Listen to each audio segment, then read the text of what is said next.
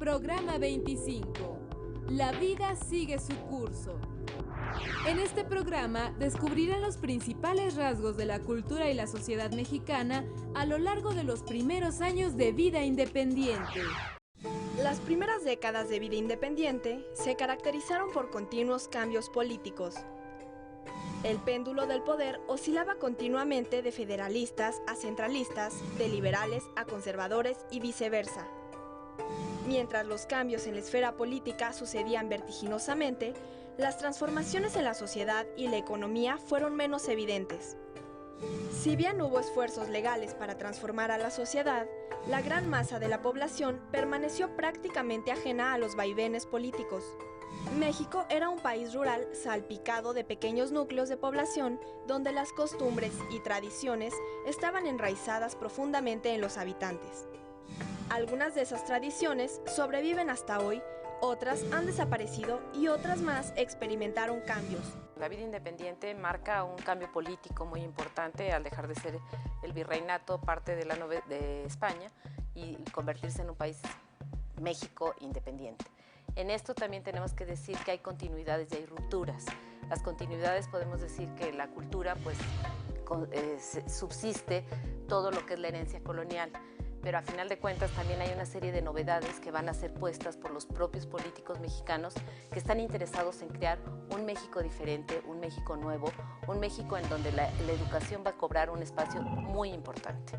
En el México independiente ya existe la libertad de imprenta que se heredó de la Constitución gaditana, de la Constitución de 1812, de Cádiz, y que México lo asume ya como algo que es un derecho adquirido, un derecho logrado, y por lo mismo esto da la posibilidad de que los mexicanos van a tener la oportunidad de poder leer todo lo que quieran y van a poder tener la oportunidad de escribir lo que quieran, siempre y cuando no afecte ni a la religión ni a la figura del gobierno. Entonces hay una cierta censura, pero hay una gran libertad. En este sentido hay un cambio en este aspecto cultural que es muy importante. Y digo muy importante porque va a incidir claramente en lo que va a ser la producción de libros, revistas, calendarios, guías de forasteros, todo lo que tiene que ver con la cultura impresa. Y va a dar la posibilidad de que la cultura se engrandezca, por así decirlo, y de que los mexicanos tengan interés también por leer. En este sentido, sí, yo creo que lo más importante que tiene México es que logra que la actividad de impresor, que la actividad de librero sea libre, y por lo mismo hay una gran cantidad de gente que va a estar interesada en el comercio de los libros, pero también va a haber nuevos lectores a los que se les van a hacer nuevas revistas, nuevas publicaciones que les va a dar oportunidad de ampliar su horizonte cultural. Por ejemplo, en la época colonial los libros para niños eran muy restringidos.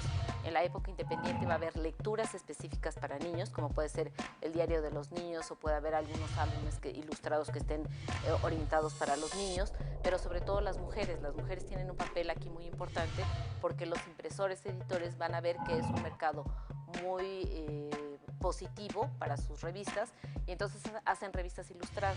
Tenemos, por ejemplo, el calendario de las señoritas mexicanas, tenemos el Liceo Mexicano, tenemos una serie de revistas que lo que tienen son artículos que están dirigidos específicamente para las mujeres, aunque estos artículos son escritos por hombres. Durante la primera mitad del siglo XIX se desarrolló en México un movimiento artístico que buscaba exponer las costumbres y tradiciones del pueblo. A este movimiento se le llamó costumbrismo. El escritor Guillermo Prieto lo describió en sus escritos de la siguiente manera.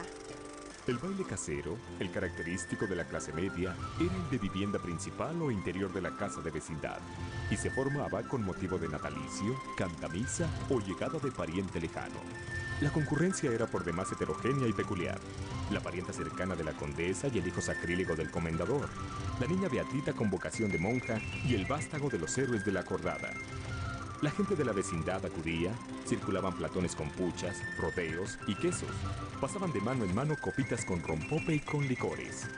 Por principio yo creo que hay un interés muy grande por participar la élite ilustrada en la vida política. Esto hace una apertura y esto hace también que se pongan en práctica toda una cultura asimilada en las lecturas que se hacen de autores extranjeros, de autores españoles y de autores que ellos mismos van a hacer, ¿no?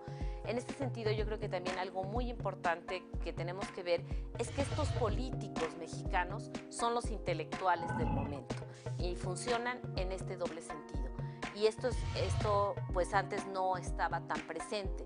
Y aquí es esta élite que se inserta en el grupo dirigente, políticamente dirigente, y que se va a constituir en la favorecedora o promotora de la cultura. Entonces son los mismos políticos los que están escribiendo en los periódicos, que eso antes no se hacía, son ellos los que están traduciendo una serie de textos para poner en circulación, que también eso es una novedad, porque como ya no hay las restricciones, hay un ambiente propicio para hacer todo esto. Es una élite que está aquí en la ciudad, pero que está también dando como posibilidad de relación con su lugar de origen, y esto enriquece, favorecen unas redes de culturales muy importantes, y entonces nos estamos encontrando con un país que yo les decía muy dinámico, un país que está muy preocupado por las cuestiones políticas, pero donde la cultura también tiene un espacio muy importante gracias a que ellos son hombres cultivados, ilustrados, hombres que están preocupados por lo que es la educación de los mexicanos. La estructura social realmente no cambia, o sea, sigue habiendo la vida en las haciendas, sigue habiendo la vida en el rancho, la vida en la ciudad. Esto no cambia radicalmente. Lo que sí cambia es que, por ejemplo, que hay una vida política muy rica, tanto en la Ciudad de México como en las regiones, y esto también hace que, pues por eso hay tantos problemas políticos. En este sentido, es un cambio respecto de la época colonial, en donde había un control, un gobierno centralizado muy fuerte. Aquí va a haber todas las demandas de las regiones como para poder pues estar aduciendo sus intereses, y no queda establecido un poder fuerte, y esto es lo que nos hace ver que hay tantos golpes de Estado y hay tantas necesidades de cambio de gobierno, porque las regiones también están demandando su presencia en la vida política nacional, ¿no? Las cartas de la marquesa Calderón de la Barca describen algunas diversiones que permanecen hasta nuestros días, como las corridas de toros. Imaginaos un inmenso anfiteatro con 4 grandes filas de palcos, a cuyos pies se extienden los asientos al aire libre, lleno todo a reventar, los palcos por señoras lujosamente ataviadas en las graderías, el alegre colorido de una muchedumbre enardecida de entusiasmo, 2 bandas militares, señoras y campesinos y oficiales de gran uniforme, una extraordinaria diversidad de colores y todo el conjunto iluminado por este cielo eternamente azul. Ahora escucharemos lo que comentaba sobre las peleas de gallos. Fuimos a Los Gallos a eso de las 3 de la tarde. La plaza rebosaba de gente y los palcos, ocupados por las damas, parecían un jardín lleno de flores de todos colores. Mientras los gallos cantaban con bravura, cruzábanse las apuestas y hasta las mujeres se entregaban a la influencia de la escena apostando desde los palcos con los caballeros a favor de sus gallos favoritos. Bueno, la independencia sí afecta mucho lo que es el campo, y en esto, bueno, pues cambia. Mucha gente tiene que emigrar y se ve afectada por todas estas cuestiones. Pero ello no obsta para que también la vida cotidiana siga tanto en la ciudad como en el campo. En la ciudad, por ejemplo, podemos decir, bueno, la capital de la República, pues sigue su transcurso, porque hay que recordar que no fue afectada por las tropas ni por los ejércitos. Entonces aquí lo que hay es que nada más va teniendo una nueva dinámica, va adaptándose de alguna manera a la nueva situación, y eso pues transcurre naturalmente. En el campo podríamos decir que sí hubo como una necesidad de recomenzar la vida, porque nosotros sabemos que, por ejemplo, las minas quedaron inundadas, entonces hubo que meterles capital como para poderlas volver a trabajar, pero pues se siguen trabajando las tierras, los campesinos siguen viviendo ahí, los propietarios de las haciendas y de los ranchos siguen pues metiendo ganado y siguen haciendo como mejorando la situación que se tenía, y la vida se va adaptando naturalmente y va avanzando y mejorando día con día, ¿no? En este sentido, bueno, lo que tenemos que decir es que pues los mexicanos se adaptan a esta nueva situación de país y tienen que empezar a convivir con las nuevas necesidades. Y de esta manera, por ejemplo, pues van a tener que pagar nuevos impuestos que les van a imponer, porque el Estado va a necesitar dinero para poder vivir, y entonces van a seguir las actividades naturalmente, pero hay actividades que se instalan en la ciudad con más fuerza, y en esto podemos decir que hay ahora las imprentas y las librerías, pues son actividades nuevas en donde una nueva generación se va a incorporar estas actividades y ya no van a ser las actividades de sus padres. Por ejemplo, si eran plateros, como la minería se vio afectada, pues ahora a lo mejor van a ser libreros, van a ser comerciantes, van a ser de otro tipo, y esto hace que pues la vida vaya cambiando y vaya teniendo, hay gente que se queda igual que antes, pero otros se instalan en nuevas ocupaciones. Entonces aquí sí vemos estos también cambios y continuidades en la vida cotidiana. Durante las primeras décadas del México independiente, se buscó crear una literatura que reflejara lo mexicano. Se destacaron los paisajes y las costumbres nacionales con el objeto de formar poco a poco la identidad del nuevo país.